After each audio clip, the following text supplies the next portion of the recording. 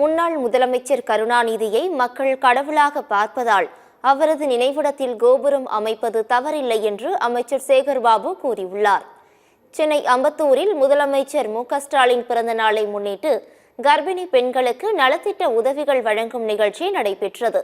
இந்நிகழ்ச்சியில் அமைச்சர்கள் சேகர்பாபு, டி.ஆர்.பி. ராஜா, கயல்விழி ஆகியோர் பங்கேற்று 100 கர்ப்பிணி பெண்களுக்கு நலத்திட்ட உதவிகளை வழங்கினர்.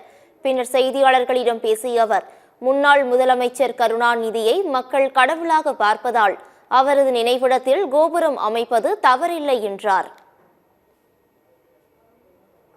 வாழும் தலைவர் கலைஞர் அவர்களை பொறுத்தவரையில் நாங்கள் அறிவாலயத்தின் காவலராக இருந்த அவருக்கு இன்றைக்கு தமிழகம் முழுவதும் இறைவனிடத்தில் வைத்து பார்க்கின்ற ஒரு தலைவரின் அவருடைய நினைவிடத்தில் அவர்கள் பாணியிலே கூறுவதென்றால் ஸ்ரீவில்லிபுத்தூர் அரசின் நினைவு சின்னம்தான்.